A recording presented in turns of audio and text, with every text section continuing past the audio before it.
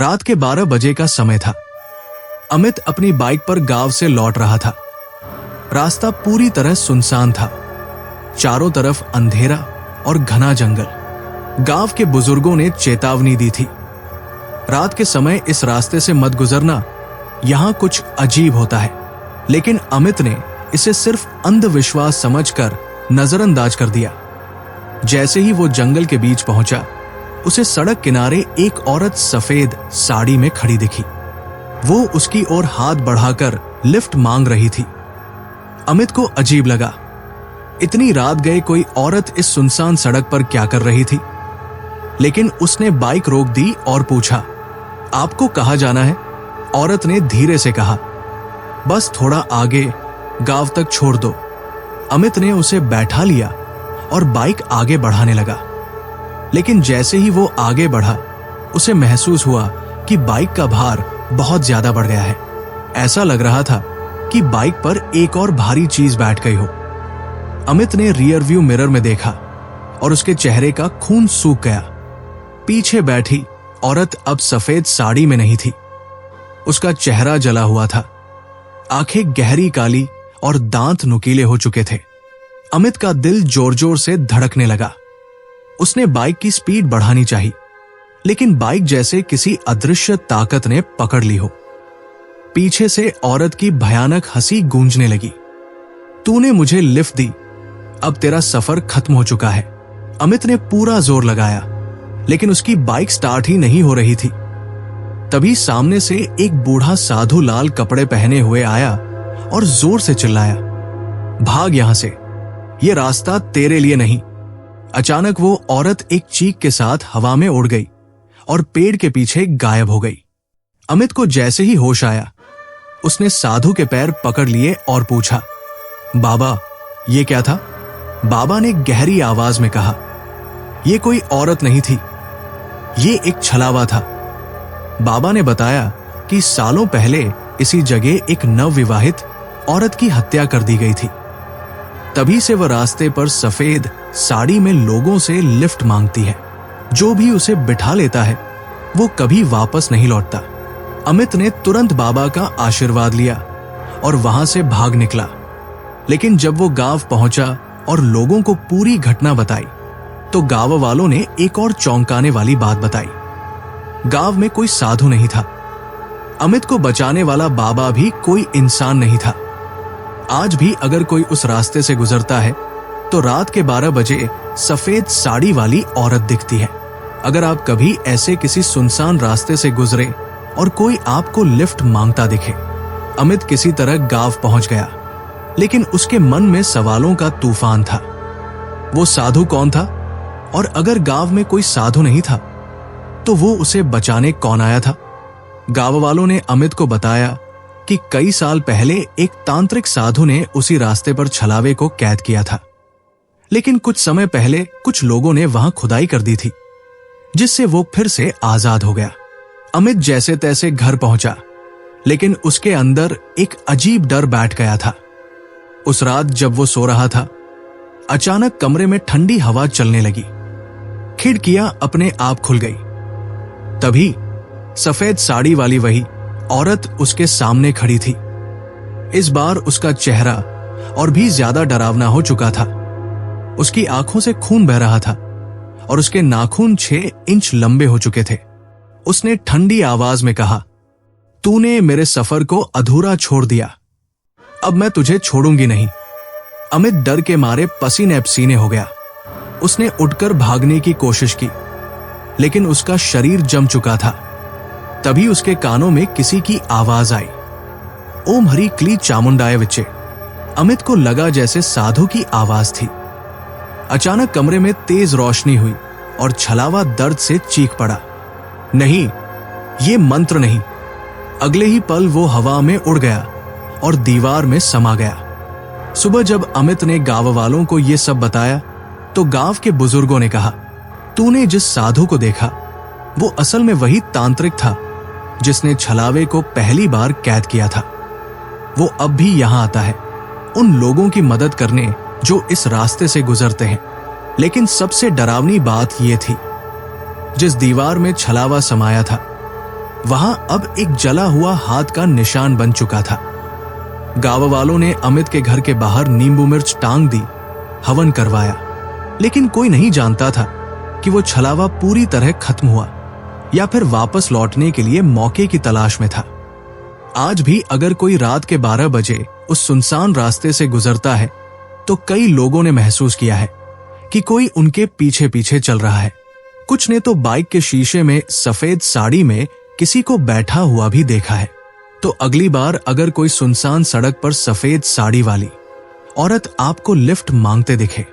अमित ने गांव वालों की बातें सुनने के बाद राहत की सांस ली, लेकिन उसके दिल के किसी कोने में अब भी डर था। क्या सच में छलावा खत्म हो गया था? अमित जब गांव में रुका हुआ था तो गांव वालों ने उसे एक और डरावनी बात बताई। पिछले कुछ दिनों से गांव के कुछ लोग अचानक रात में गायब हो रहे थे। सुबह उनकी लाशें गांव के बाहरी इलाके में मिलती थी और उनके चेहरे पर ऐसा डर था जैसे मरते वक्त उन्होंने कुछ भयानक देखा हो। यह सुनकर अमित के रोंगटे खड़े हो गए। उसी रात जब अमित अपने कमरे में सो रहा था, अचानक खिड़की जोर से खुल गई।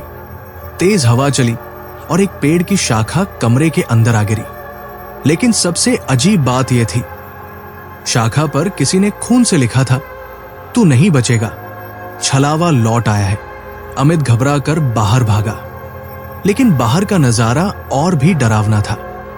गांव की गली में सफेद साड़ी वाली वही औरत खड़ी थी और इस बार उसके चेहरे पर भयानक मुस्कान थी। गांव के बुजुर्गों ने अमित को तुरंत अंदर खींचा और कहा, अगर आज रात तू बाहर गया तो सुबह तेरा भी वही हाल होगा जो बाकी लोगों का हुआ। लेकिन अमित ने ठान लिया था कि इस रहस्य से पर्दा उठाना ही होगा। अगली रात अमित और गांव के कुछ लोगों ने मिलकर एक तांत्रिक को बुलाया। तांत्रिक ने कहा कि यह छलावा नहीं बल्कि कुछ और है, कुछ ज्यादा ही खतरनाक। ये अब एक रक्तपिशाच बन चुका था जो लोगों की आत्माओं को खाकर और ताकतवर हो रहा था। तांत्रिक ने एक बड़ा हवन शुरू किया और गांव वालों को चारों ओर एक गोला बनाकर बैठने को कहा। लेकिन जैसे ही हवन शुरू हुआ, अचानक हवा तेज हो गई, बिजली कड़कने लगी और पूरे गांव की लाइट चली गई। अंधेरे में सफेद साड़ी वाली औरत फिर से नजर आई, लेकिन इस बार वो हवा में उड़ रही थी। उसकी आंखों से खून टपक रहा था और उसके हाथों में एक नरमुंड था। अचानक उसने जोर से चीख मारी, तुम मुझे मार नहीं सकते। लेकिन तांत्रिक ने तुरंत एक मंत्र पढ़ा और जलता हुआ नींबू उसकी ओर उछाल दिया और तभी एक जोर का धमाका हुआ। वो औरत तड़पने लगी और जमीन में समाने लगी। उसके कानों से आग निकल रही थी और वो चिल्ला रही थी, मैं फिर लौटूंगी। हवन खत्म होते ही सब कुछ शांत हो गया। गांव वालों ने राहत की सांस ली, लेकिन अमित के मन में एक सवाल रह गया, क्या वो आत्मा सच में खत्म हो गई थी या फिर वो कहीं छुपकर सही वक्त का इंतजार कर रही थी? अमित ने जब गांव छोड़ने की तैयारी की तो उसकी बाइक के पास एक कागज पड़ा था। उस कागज पर खून से लिखा था, यह बस एक शुरुआत थी, अगला नंबर तेरा है। अमित ने गांव में जो कुछ देखा और सहा था, उसके बाद उसने फैसला कर लिया कि वो अब यहां एक पल भी नहीं रुकेगा। वो तुरंत अपनी बाइक लेकर गांव छोड़ने के लिए निकला। लेकिन जैसे ही वो गांव के बाहर सुनसान सड़क पर पहुंचा, कुछ अजीब घटने लगा। घुप अंधेरा था, चारों तरफ सन्नाटा पसरा हुआ था। अमित की बाइक तेजी से चल रही थी, लेकिन अचानक बाइक का इंजन बंद हो गया। वो जमीन पर गिर पड़ा, उसके हाथ पैर छिल गए थे। अमित ने बाइक स्टार्ट करने की कोशिश की, लेकिन तभी पीछे से किसी के चलने की आवाज आने लगी। अमित ने डरते डरते पीछे देखा और उसके रोंगटे खड़े हो गए। वही सफेद साड़ी वाली औरत सामने खड़ी थी। इस बार उसके चेहरे पर एक अजीब सी मुस्कान थी। उसकी आंखें पूरी तरह काली थी। उसने धीरे धीरे अमित की ओर हाथ बढ़ाया और कहा, तूने सोचा मैं चली गई?